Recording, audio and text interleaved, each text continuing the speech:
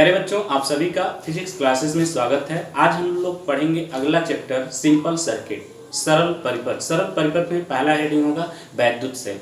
तो हम लोग जान जाएं वैद्युत सेल क्या होता है, वैद्युत सेल की क्या परिभाषा होती है, इसको जान लें। पहले समझ लीजिए, उसके बाद मैं आप सभी को बोल दूंगा, आप लोग उसका नोट्स बनाते चलेंगे। तो वैद्युत सेल एक ऐसी युक्ति होती है जो रासायनिक ऊर्जा को वैद्युत ऊर्जा में परिवर्तित करती है। वैद्युत सेल वैद्युत परिपथ में अस्थायी धारा के प्रवाह को बनाए रखती है। यहाँ पर मैंने बच्चे डायग्राम बनाया है, डायग्राम में आप लोग समझ लें। वैद्युत सेल में भिन्न भिन्न धातुओं की दो प्लेटें होती हैं जिन्हें इलेक्ट्रोड कहते हैं। इन प्लेटों को एक अम्लीय अथवा क्षारीय विलयन में डूबी रहती हैं जिन्हें वैद्युत अपघटय कहते हैं। वैद्युत अपघटय में इन इलेक्ट्रोडों को डुबाने पर एक इलेक्ट्रोड धनावेशित तथा दूसरा इलेक्ट्रोड ऋणावेशित हो जाता है, जिन्हें क्रमशः एनोड अथवा कैथोड कहते हैं। बच्चे, ये तो बात हो गई फिगर की। अब आप सभी लोग पेन और कॉपी लेकर के हेडिंग डालेंगे वैद्युत सेल, और वैद्युत सेल में लिखेंगे वैद्युत सेल एक ऐसी युक्ति है जो रासायनिक ऊर्जा को वैद्युत ऊर्जा में परिवर्तित करती है। वैद्युत सेल वैद्युत परिपथ में अस्थायी धारा के प्रवाह को बनाए रखती है। पैराग्राफ आप चेंज कर लेंगे, पैराग्राफ चेंज करके लिखेंगे वैद्युत सेल में भिन्न भिन्न धातुओं की दो प्लेटें होती हैं जिन्हें इलेक्ट्रोड कहते हैं।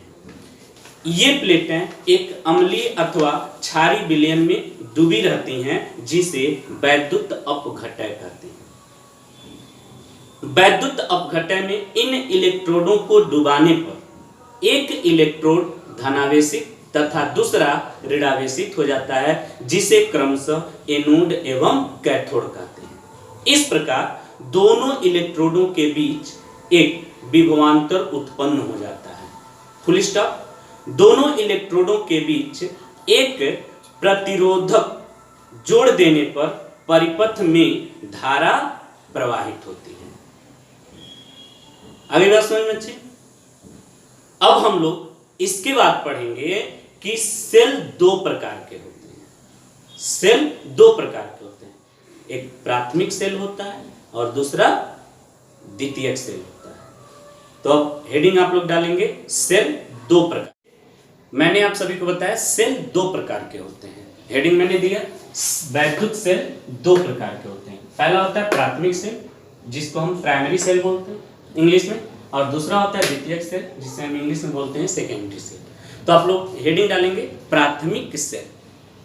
प्राथमिक सेल में लिखेंगे ऐसे वैद्युत सेल जिसमें होने वाली रासायनिक क्रियाएं अनुत्क्रमणीय होती हैं, प्राथमिक सेल कहलाते हैं। जैसे लैक्लांसी सेल, शुष्क सेल, डेमियन सेल।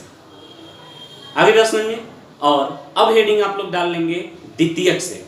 द्वितीयक सेल में लिखेंगे ऐसे वैद्युत सेल जिसमें होने वाली रासायनिक क्रियाएं उत्क्रमणीय होती हैं। क्या मैंने बोला? ऐसे वैद्युत सेल जिसमें होने वाली रासायनिक क्रियाएं उत्क्रमणीय होती हैं, द्वितीयक सेल कहलाती हैं। जैसे सीसा संचायक सेल और क्षारीय संचायक सेल। द्वितीयक सेल में क्या उदाहरण आप लोग देंगे? सीसा संचायक सेल, और दूसरा दे देंगे क्षारीय संचायक सेल। आगे बात समझिए। अब इसके बाद हम लोग पढ़ेंगे सेल का विद्युत वाहक बल। तो आप लोग हेडिंग डालेंगे सेल का विद्युत वाहक बल। क्या हेडिंग डालेंगे? सेल का विद्युत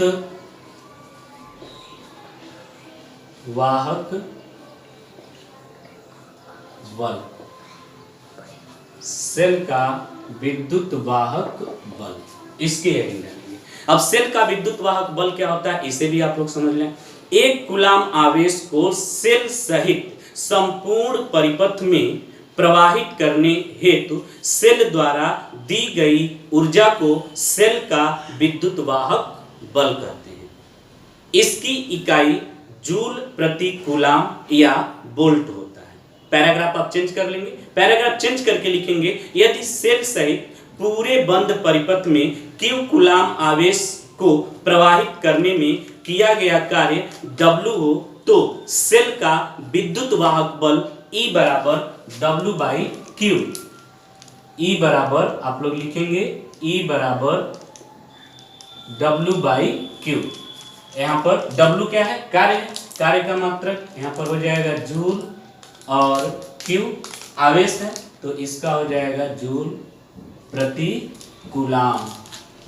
क्या हो गया? जूल प्रति कूलाम, ये आ जाएगा। अब लिख लेंगे इसके नीचे पैरा चेंज करके, यदि परिपथ में प्रवाहित आवेश Q बराबर 1 कूलाम तथा सेल द्वारा दी गई ऊर्जा W बराबर 1 जूल हो तो E बराबर 1 वोल्ट। E बराबर क्या होगा? 1 वोल्ट। इस प्रकार संपूर्ण वैद्युत परिपथ में सेल सहित 1 कूलाम आवेश प्रवाहित करने में सेल की व्यय ऊर्जा 1 जूल हो तो सेल का विद्युत वाहक बल 1 वोल्ट होगा।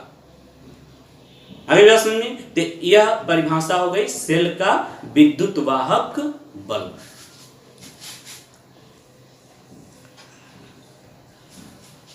इसके बाद बच्चे हम लोग पढ़ेंगे टर्मिनल, सेल का टर्मिनल विभवांतर। यहां मैंने हेडिंग दिया सेल का टर्मिनल विभवांतर। सेल का टर्मिनल विभवांतर क्या होता है इसको आप लोग लिख लें। जब सेल बंद परिपथ में हो तो इसके दोनों इलेक्ट्रोडों के बीच विभवांतर को सेल का टर्मिनल विभवांतर कहते हैं।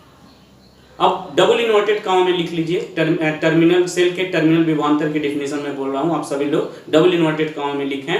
1 कूलाम आवेश को सेल के एक सिरे से दूसरे सिरे तक बाहरी परिपथ में से एक बार प्रवाहित करने हेतु सेल द्वारा दी गई ऊर्जा को सेल का टर्मिनल विभवांतर कहते हैं। इन्वर्टेड कामा क्लोज्ड कर देंगे। उसके बाद आप लोग पैरा चेंज करके लिखेंगे, यदि Q कूलाम आवेश को सेल के एक सिरे से दूसरे सिरे तक एक बार प्रवाहित करने में सेल द्वारा दी गई ऊर्जा W जूल हो तो सेल का टर्मिनल विभवांतर V बराबर W बाई क्यू। सेल का टर्मिनल विभवांतर हो जाएगा V बराबर W बाई क्यू।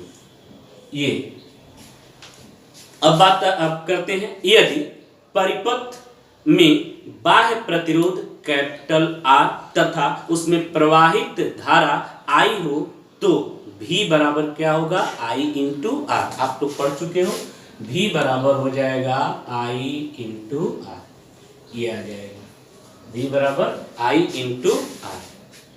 आगे बात सुनिए, पैराग्राफ आप चेंज करके लिखेंगे इसका मात्रक। अब देखो बच्चे, टर्मिनल विभवांतर का क्या मात्रक होगा? यहां से आप लोग देखें V बराबर W बाई क्यू होता है तो W क्या है? कार्य है, कार्य का मात्रक जूल और Q क्या है? आवेश है, आवेश का मात्रक क्या होगा? कूलाम। तो लिख लेंगे इसका मात्रक जूल प्रति कूलाम या वोल्ट है। इसका टर्मिनल विभवांतर का क्या मात्रक होता है? जूल प्रति कूलाम या वोल्ट होता है। तो बच्चे आज के लेक्चर में बस इतना ही।